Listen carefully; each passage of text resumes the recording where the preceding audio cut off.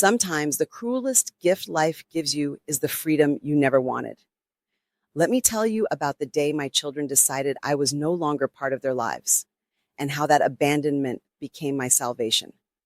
My name is Helen Carmichael, and I'm 80 years old. For 42 years, I worked as a librarian at the Riverside Public Library, a beautiful old building with oak shelves that creaked when you pulled out the heavy volumes. I married young, 22, to a kind man named Thomas who sold insurance and told terrible jokes. We had 3 children, Robert in 1966, Susan in 1968, and Jennifer in 1971. Thomas died in 2003, and for 16 years after that, I lived alone in our modest 2-bedroom house on Maple Street, the same house where we'd raised our family. I was content with my solitude. I had my garden, my books, my weekly bridge game with the ladies from church. My children visited occasionally, holidays, birthdays, the obligatory Mother's Day brunch. We weren't particularly close, but I told myself that was normal. Modern families are busy. Everyone has their own lives. Then came October 2019.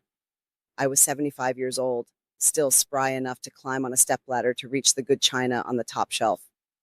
That's what I was doing when I fell. I don't remember the fall itself, just the stunning crack of pain in my hip and the cold linoleum floor against my cheek. I lay there for 3 hours before my neighbor, Mrs. Patterson, came to return a borrowed pie dish and found me. The surgery went well. The doctors were optimistic. 6 weeks of physical therapy, they said, and you'll be walking again. But 6 weeks requires care, assistance, someone to help you to the bathroom and bring your meals. 6 weeks requires family. 2 days after my surgery, still foggy from painkillers, my 3 children gathered in my hospital room. They stood at the foot of my bed in a unified line, and I knew immediately that they'd rehearse this. "Mom, we need to talk about your living situation," Robert began. He was 53 then, a successful financial advisor with a firm handshake and an unfortunate tendency to treat every conversation like a business negotiation. "The doctors say you'll need round-the-clock care for at least 6 weeks, possibly longer." "I can manage," I said, though even I didn't believe it. "I'll hire a home health aide." "That's expensive, Mom," Susan interjected. She was 51, a real estate agent who'd inherited my slim build but none of my sentimentality.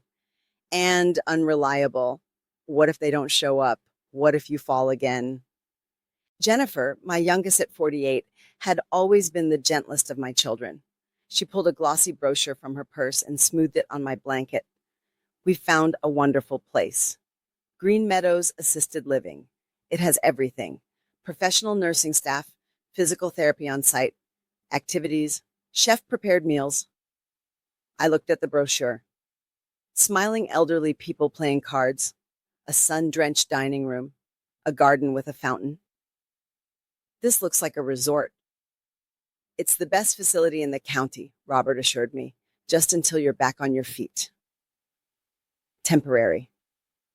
I wanted to believe him. I wanted to believe that temporary meant temporary, that my children were making this decision out of love and concern. How temporary? They exchanged glances, brief, coded communication that excluded me entirely. "We'll see how the recovery goes," Robert said finally. I moved into Green Meadows 3 days later. The reality bore little resemblance to the brochure. Yes, it was clean. Yes, it was safe. The nurses were professional, the food was adequate, and the building smelled perpetually of industrial disinfectant, attempting to mask the underlying odors of age and decline. But it had no soul. My room was small. A bed, a dresser, a chair, a window that looked out on the parking lot. The walls were beige. Everything was beige. I hung the family photos I'd brought from home, but they looked wrong here, like artifacts from someone else's life. The other residents were kind enough, but most were much older than I was, or much sicker. There was Harold, 92, who thought it was 1953 and kept asking for his wife, dead 30 years. There was Dorothy, who sat in the common room all day, every day, staring at the television without seeming to see it. There was Frank, the only other person who could hold a conversation, but he was so bitter about being dumped here by his ungrateful sons that talking to him left me feeling worse. Those first weeks, my children visited regularly. Robert came on Saturdays with his wife, Margaret, who smiled politely and checked her watch frequently. Susan stopped by after showing houses, always in a rush, always apologizing for not staying longer. Jennifer visited on Wednesdays with my grandchildren, Emma, 16, Michael, 14, and little Sophie, 10. But the kids looked uncomfortable, frightened by the walkers and wheelchairs, eager to leave.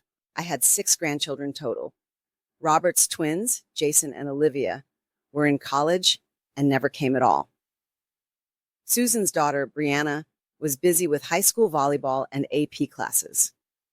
"They'll visit soon, Mom," Susan promised, but they never did. By month 2, the visits had become bi-weekly. By month 3, monthly. The phone calls dwindled too. When I called Robert, he'd say, "Mom, I'm in the middle of something. Can I call you back?" He rarely did. Susan's voicemail greeting became painfully familiar. Jennifer at least answered, but our conversations grew shorter, more stilted. "How's the physical therapy going?" she'd ask. "Good. I'm walking with just a cane now." "That's wonderful, Mom." "Listen, I have to run. Sophie has soccer practice. I'll call you next week." Next week would come and go in silence. My physical therapy ended in December. I could walk. I could dress myself. I could live independently. I waited for someone to mention me going home. No one did. No one. At Christmas, they all came. Robert's family, Susan's family, Jennifer's family, crowding into the common room with presents wrapped in cheerful paper. We sat around a fake tree and made awkward conversation. The children played on their phones. The adults checked the time. After 90 minutes, Robert stood and announced they should get going. They had another gathering to attend. "Merry Christmas, Mom," they each said, kissing my cheek with the warmth of people fulfilling an obligation. I watched them leave through the window, piling into their cars, driving back to their real lives. And I understood. I had been filed away, sorted, dealt with. I was no longer a mother. I was a problem that had been solved. The loneliness was physical, like a weight on my chest. I had spent my entire adult life being useful. I had raised 3 children, maintained a home, worked full-time, volunteered at the church, hosted countless dinners and birthday parties. I had always been needed. Now I was just stored, warehoused, waiting. My 80th birthday arrived on March 15th, 2020. I told myself not to expect anything, but hope is a stubborn thing. I woke early, put on my best blue cardigan, and did my hair carefully. The nurses had baked me a small cake. A few of the other residents remembered and wished me well. I sat in the common room all day, watching the door. Robert didn't come. Susan didn't come. Jennifer didn't come. None of my grandchildren came. The phone didn't ring. No cards arrived in the mail. At 4 o'clock, the nurses brought out the cake and sang "Happy Birthday" in those half-hearted voices people use when they're going through the motions. Harold clapped enthusiastically, though I don't think he knew why. Dorothy smiled vaguely. Frank muttered something about his own forgotten birthdays. I blew out the single candle and made a wish I knew wouldn't come true. That night, I lay in my beige room, in my narrow bed, staring at the ceiling. Is this it? I thought. Is this how it ends? 75 years of purpose, of meaning, of love, given freely, and this is what I get in return? I didn't cry. I was too tired to cry. I just felt erased. But the next day, everything changed. A young man appeared in the common room after lunch. He was in his mid-20s, tall and lanky, with warm brown skin and an enthusiastic smile. His name was Marcus, and he was a volunteer coordinator from the Community Outreach Center. "I'm starting an intergenerational reading program," he announced to the handful of us gathered there. We're partnering with Lincoln Elementary School.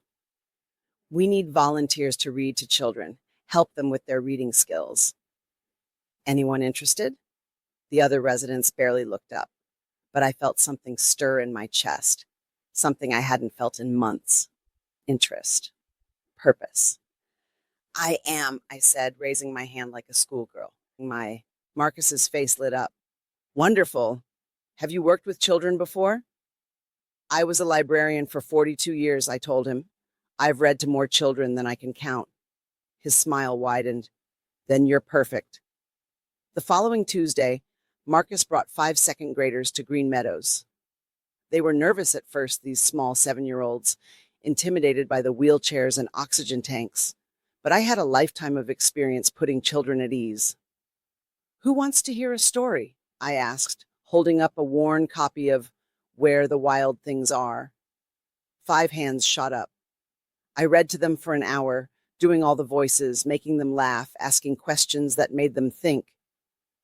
A little girl named Emily with wild curly hair and missing front teeth sat closest to me, her eyes never leaving my face. When it was time to leave, Emily hugged me. Will you be here next time, Grandma Helen? Something broke open inside me. Yes, I said, my voice thick. I'll be here, and I was. Every Tuesday and Thursday, Marcus brought children, and I read to them. I helped them sound out difficult words. I encouraged the struggling readers and challenged the advanced ones. I learned their names, their favorite books, their dreams. They called me Grandma Helen, all of them. It awakened something in me. For months, I'd been passive, waiting for my real life to resume. But this was real life. This was happening now. I started a book club for the residents. At first, only Frank and a woman named Marie showed up, but within a month, we had 8 regular members. We read everything: mysteries, classics, contemporary fiction. We had heated debates about characters and themes. We laughed. We argued. We became friends. I organized a poetry reading night, convincing several residents to share favorite poems or, in a few brave cases, original work. Harold read Tennyson from memory, his dementia mysteriously clearing for those precious minutes. Dorothy, silent for so long, recited a poem she'd written about her late husband, and there wasn't a dry eye in the room. I taught computer classes, showing other residents how to use email, how to video chat with distant family members. Most of those family members didn't respond, but a few did, and the joy on those residents' faces made it worthwhile. I became, unexpectedly, the heart of Green Meadows, not because I was special, but because I had decided to live instead of merely exist. The children from the reading program became my family. Emily never missed a session. She brought me drawings, asked my advice about friendship problems, told me secrets she wouldn't tell her parents. A boy named Tyler, who'd struggled with reading at the beginning, brought me a report card with all A's. You helped me, he said simply. I collected their artwork on my beige walls. I kept every card they made me. My room transformed from a waiting room into a home. I made real friends among the residents, too. Marie had been a nurse in Vietnam. Her stories were harrowing and beautiful. Frank, once I got past his bitterness, was wickedly funny. A new resident, James, had been a jazz musician in his youth, and sometimes he played piano in the common room while we sang along, off-key and joyful. We celebrated each other's birthdays. We mourned when one of us died. We became the families we'd each lost or been abandoned by. My children did eventually notice the change. When Susan visited, it was June 2021, her first visit in 4 months. She found me leading a lively discussion of The Great Gatsby with my book club. Mom, you seem different, she said when the group dispersed. I'm happy, I told her simply.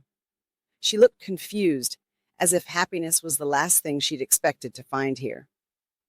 By my 78th birthday, I had built a complete life at Green Meadows. The reading program had expanded. I now worked with 3rd and 4th graders too. I'd started a writing workshop for residents who wanted to record their life stories. I had purpose, community, joy. That's when Robert made his offer. He came on a Sunday afternoon in March 2022 without Margaret, which should have warned me something was up. He sat in my room, looking uncomfortable in the chair where Emily usually sat to read with me. "Mom," he said, clearing his throat. "Margaret and I have been talking. We have that empty bedroom now that the twins are away at college. We'd like you to come live with us." I stared at him. "Why?" He looked taken aback. "Because you're my mother. Because you shouldn't be in a place like this." "I've been here for 2.5 years, Robert." Where was this offer when I actually needed it? He had the grace to look ashamed. "I know. I should have." He stopped, started again. "I'm trying to make it right now." Part of me, the part that remembered rocking him to sleep as a baby, teaching him to ride a bike, sitting in the audience at every school play, wanted to say yes, to reclaim my role as his mother, to be part of his daily life again. But I had learned something in these walls. You cannot build a life on guilt and obligation. "Thank you," I said gently. "But no." "No?" He looked genuinely shocked. "Mom, you'd have your own room, privacy, home-cooked meals. You'd be with family." "Robert, I am with family. I have my book club. I have the children I read to. I have friends here who depend on me and who I depend on. I have purpose." "But this is a nursing home," he protested. "Don't you want to come home?" "This is my home now," I said. "Not because you put me here, but because I made it one." He left confused and, I think, a little hurt, but he also looked relieved. He'd made the offer. I'd refused it. His conscience was clear.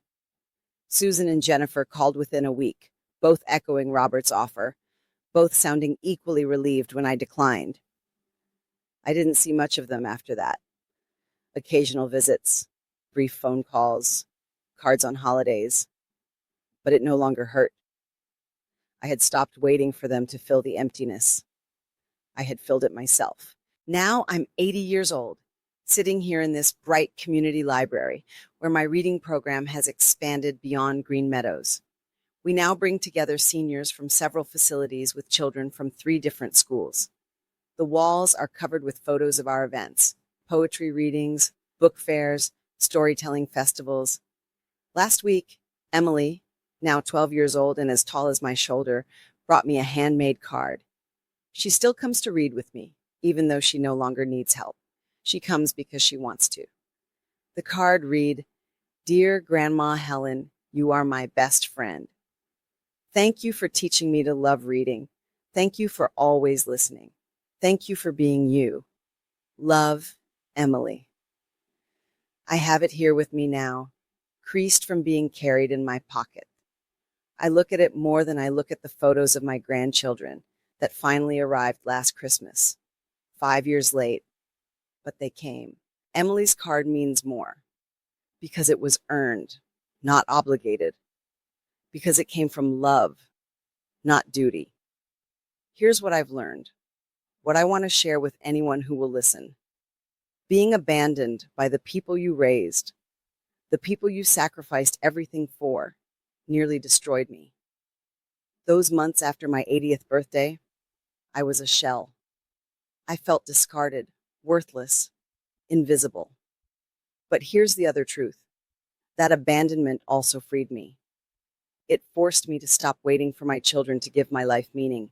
It forced me to find meaning myself. For 75 years, I defined myself through other people. I was Thomas's wife. I was Robert and Susan and Jennifer's mother. I was my grandchildren's grandmother.